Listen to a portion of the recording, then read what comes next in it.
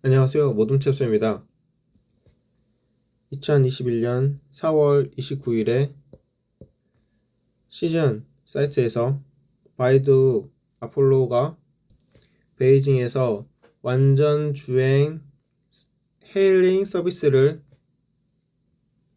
시작하고 무인 운전에 대한 새로운 상용화 모델을 시험한다 라는 기사가 있어서 읽어보겠습니다. 키포인트는 승객들은 진정한 무인 자동 운전 서비스를 베이징의 쇼강 공원에서 경험할 수 있다. 다가오는 2022년 베이징 동계올림픽의 방문자들은 올림픽 기간 동안 정규 로보택시를 승차할 수 있다.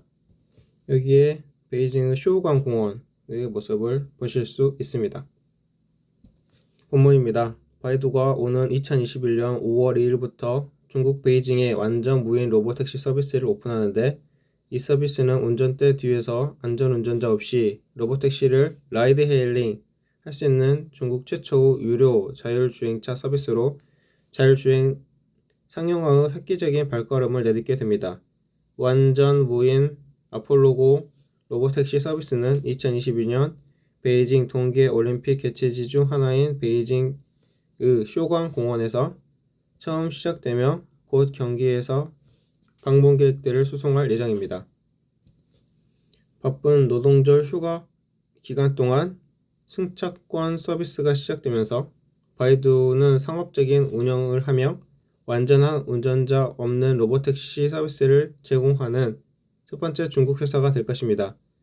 아폴로 고 앱을 이용하면 근처에 있는 로보택시를 찾을 수 있고, 무인 셀프 서비스 시스템을 통해 무인 탑승을 직접 할 수 있습니다. 가상현실 탐색 및 원격 차량 경적을 포함한 기능은 사용자가 차량의 위치를 식별하는 데 도움이 됩니다. 자율주행 차량의 잠금을 해제하려면 사용자는 아이디 확인 및 전염병 예방 목적으로 자동차의 QR코드와 보건 코드를 스캔해야 합니다. 여기서 전염병은 코로나죠. 차량에 탑승하고 이동 시작 버튼을 클릭하면 시스템은 안전벨트가 채워지고 도어가 닫혀 있는지 확인합니다. 모든 승객 안전 프로토콜 점검이 완료된 후에만 운행이 시작되고, 조타 장치에 안전 운전자가 없는 상태에서 5G 원격 주행 서비스가 상시 제공되어 비상시 운전자가 원격으로 차량을 제어할 수 있습니다.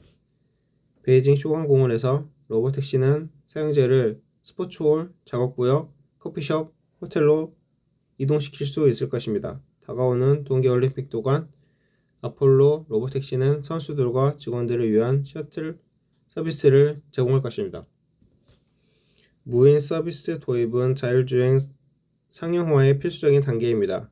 바이두 자율주행 기술 담당 부사장이자 총괄 매니저인 윤펑왕 씨는, 오늘 우리는 베이징에 운전자 없는 완전 로보택시 서비스를 시작하고 있는데, 이 서비스는 장기간에 걸쳐 많은 도시에서 수많은 무인 운전 테스트를 거쳐 달성한 것입니다. 라고 말했습니다. 그는 앞으로 바이두 아폴로는 더 많은 도시에 운전자 없는 로보택시를 출시해 대중이 보다 친환경적이고 저탄소, 편리한 여행 서비스를 이용할 수 있도록 하는 한편, 무인 서비스 절차와 사용자 경험을 지속적으로 개선할 것이라고 말했습니다. 자율주행의 상용화는 중국에서 교통 혼잡을 효과적으로 완화하고 이산화탄소 배출량이 최고조로 달한 상태를 저감시키도록 돕고 탄소 중립성을 달성하는 데 도움을 줄 수 있습니다. 바이두는 지난해 10월부터 베이징의 이좌, 하이디안, 순이 등지에서 시범 운행 중인 대중을 대상으로 자율주행 테스트를 시작했습니다. 바이두 아폴로는 중국 일군 도시에서의 상업화 작업의 출발점으로 수도에 완전한 운전자 없는 로보택시 서비스를 시작하면서 확장 가능한 상업화 작업의 새로운 단계로 나아가고 있습니다. 바이두 아폴로는 최근 자율주행을 위한 1000만 km 이상의 도로주행 테스트를 완료했다고 발표했습니다.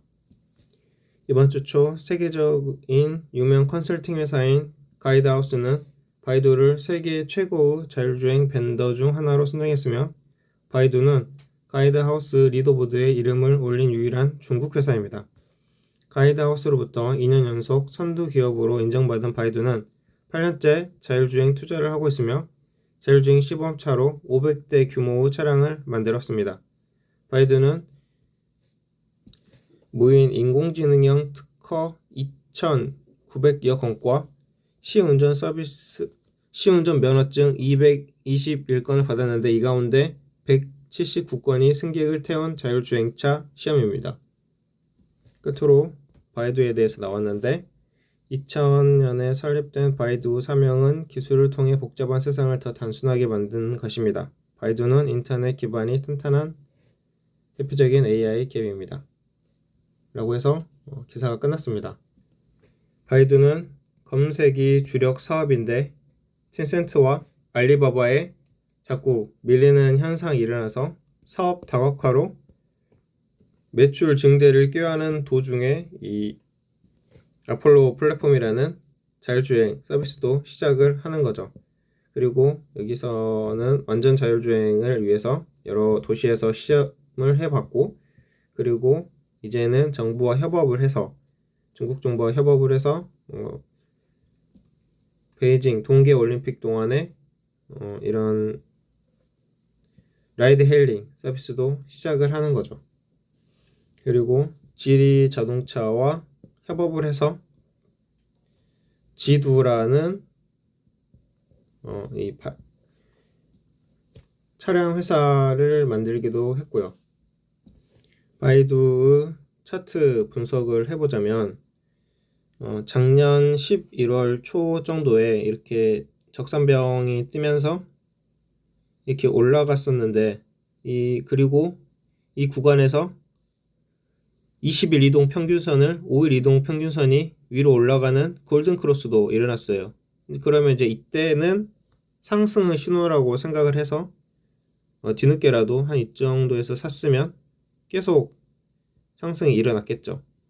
그렇지만 이 흑산병이 뜨고 그 다음에 5일 이동 평균선이 20일 이동 평균선을 밑으로 내려가는 이 데드 크로스 구간이 나왔을 때는 매도를 하고 현금으로 보유한 다음에 팔고 있었으면 이렇게 하락을 하는 지루한 이 구간은 맛보지 않았을 것이다 라고 생각이 됩니다. 바이두의 매수를 생각하시는 분이라면 아직은 아니다 라고 말씀드릴 수가 있어요. 기회를 봐야죠. 그러면 모둠최소의 방송은 여기까지 하고 이만 마치겠습니다. 감사합니다.